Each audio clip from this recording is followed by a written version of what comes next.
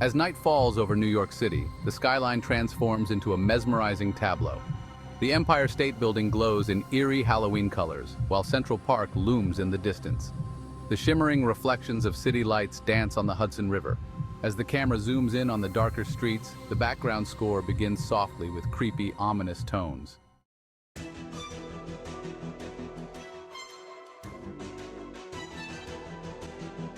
New York City, the city that never sleeps. But on Halloween night, it's not just the living that roam these streets. Shadows stretch longer, whispers float on the wind, and beneath the glow of neon lights, secrets stir from centuries past. Welcome to Wicked Street's Halloween Shadows of NYC, where we explore the spine-chilling legends and haunted history of one of the world's most iconic cities. This is your favorite Channel Seasons vibe, and tonight we're diving into the darker side of New York. From the restless spirits of Washington Square Park to the ghostly apparitions lurking in forgotten alleyways, we're about to uncover the haunted heart of this city. Buckle up, it's going to be a spooky ride.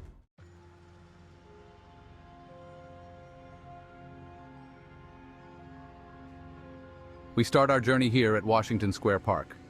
By day, it's a hub of energy, musicians, students, tourists. But after sunset, the park's history casts a long, dark shadow. What many people don't know is that this park was once a potter's field, a burial ground for over 20,000 bodies. Back in the 18th and 19th centuries, thousands of bodies were buried here, victims of disease outbreaks, executions, and unclaimed souls. Some say the spirits of the dead still wander these grounds, unable to find peace. One of the most persistent legends is that of the Hangman's ghost. During the late 1700s, public executions were held here, and many believe the souls of those hanged are trapped in this very soil. Several parkgoers have reported seeing shadowy figures at night, people in old-fashioned clothes who vanish as quickly as they appear. And then there are the whispers. Some say if you stand near the arch late at night, you can hear the faint sound of chains rattling. Could it be the spirits of those who were once hanged, still lingering in their final moments?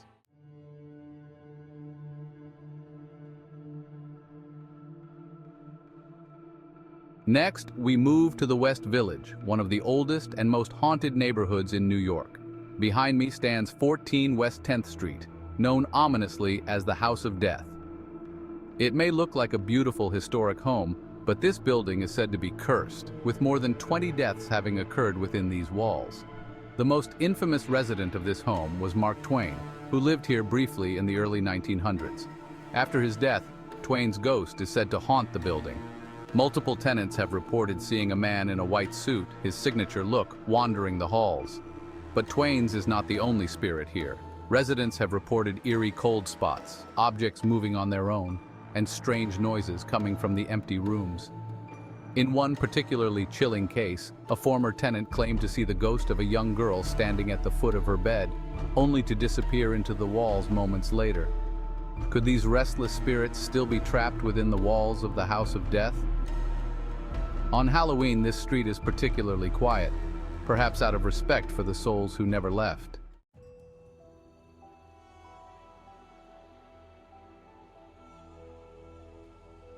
Now we head uptown to one of New York's most famous haunted buildings, the Dakota. Known for its stunning architecture and celebrity residence, the Dakota is also home to several ghosts. Most famously, John Lennon lived and tragically died here. He was shot outside the building in 1980, but his connection to the supernatural began long before that.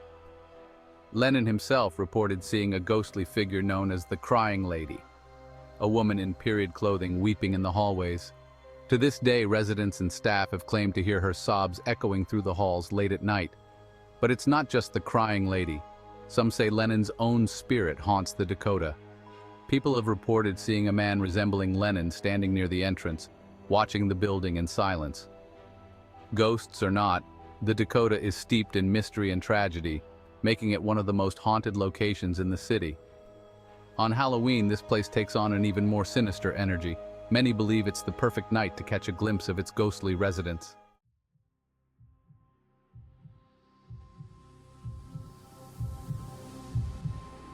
Greenwich Village, an artistic haven and one of New York's most charming neighborhoods by day, but by night, it becomes a different story.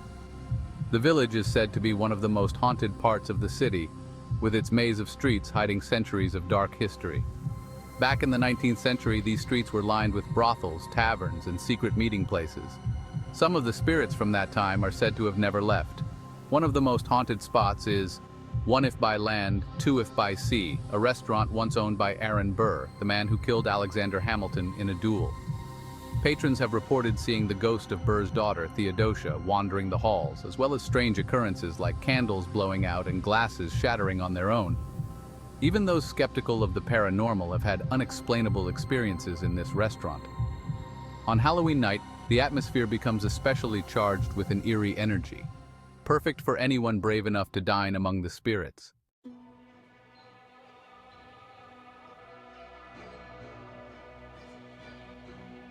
Finally, we're taking you deep beneath the city streets, into the catacombs of Old St. Patrick's Basilica. These tunnels were once used as burial grounds for priests and prominent figures in New York's Catholic history. It's a place of reverence, but also of lingering spirits. The catacombs have been closed off for years, but during Halloween, they open for tours. People who have ventured down here have reported hearing voices in the dark, seeing unexplained lights, and feeling an overwhelming sense of dread. Some believe the spirits of those buried here still walk these halls, lost in the darkness. Whether you believe in ghosts or not, there's no denying the heavy, eerie atmosphere of this place. On Halloween night, the veil between the living and the dead is said to be at its thinnest, and this is one place where you just might feel it.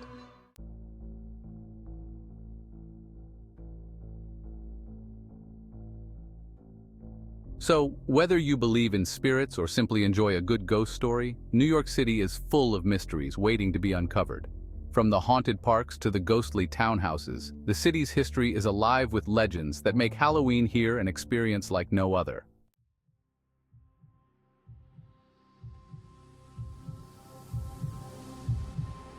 Now we head to one of the most haunted homes in all of New York, the Merchant's House Museum. This historic home, built in 1832, is one of the best preserved 19th century houses in the city. But it's not just the furniture and decor that have been preserved. Many believe that the spirits of the Treadwell family, who lived here for nearly 100 years, never left. The most well-known ghost here is Gertrude Treadwell, the last surviving member of the family. She was born in the house and lived here her entire life, dying in her bedroom in 1933. Visitors and staff have reported seeing her ghost walking through the house, often wearing her signature 19th century attire. Others have heard footsteps, doors creaking open, and the sound of faint whispers when no one else is around. On Halloween, the house takes on an especially eerie vibe. The air feels heavier, and many believe it's because the spirits of the Treadwell family become more active as the veil between the living and the dead thins. Some skeptics say it's just the house's old age causing the creaks and groans. But if you visit after dark, you might just feel something watching you, perhaps a lingering presence from New York's haunted past.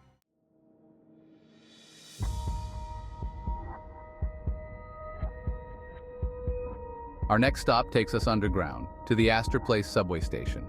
Thousands of people pass through this station daily, but few know about the ghosts said to haunt these tracks.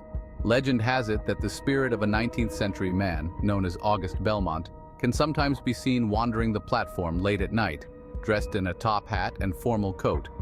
Belmont was a prominent figure in New York City's early subway construction, and some say he became so obsessed with the system that even death couldn't stop him from revisiting the station where he once worked. Sightings of a man in old-fashioned clothing have been reported for decades, especially late at night when the platforms are nearly empty. On Halloween, the Phantom of Astor Place is said to be most active, blending into the late-night crowd or standing at the platform's edge, watching as the trains roll by. If you're ever here in the early hours of the morning and feel a chill, look around. You might not be alone.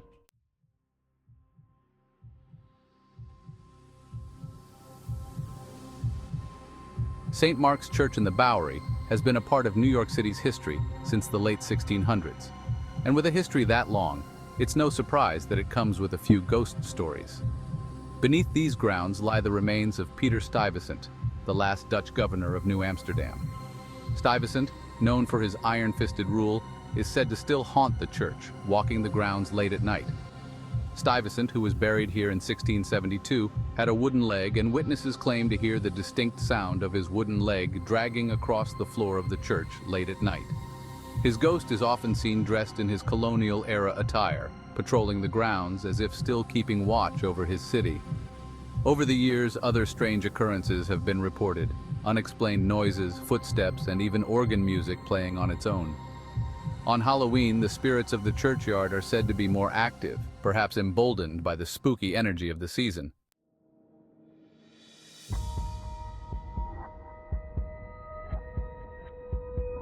Our next stop is a place many might recognize from the famous Ghostbusters movies, Ladder 8 in Tribeca. While the Ghostbusters might be fictional, the ghost that supposedly haunts this firehouse is very real. Ladder 8 has been around since the early 1900s, and over the years, many brave firefighters have lost their lives in the line of duty. Some say that one of those firefighters has never left, known as the ghostly firefighter. This spirit is said to haunt the firehouse, helping out in times of need. Firefighters at Ladder 8 have reported strange occurrences, like tools being moved, doors opening and closing on their own, and even the feeling of a hand on their shoulder, as if offering guidance. They believe it's the spirit of a former colleague, still watching over the crew. So, if you ever visit this iconic firehouse, keep an eye out. You might just get a glimpse of the ghostly firefighter still standing guard over his station.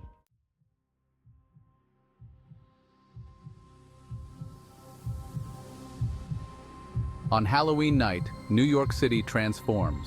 The streets fill with costumed revelers, and the city's energy shifts, becoming electric, yet strangely unsettling.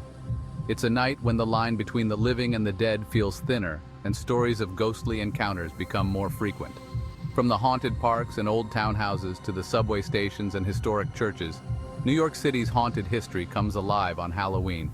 Whether you're out for fun or seeking a real ghostly encounter, the city's shadows are full of surprises.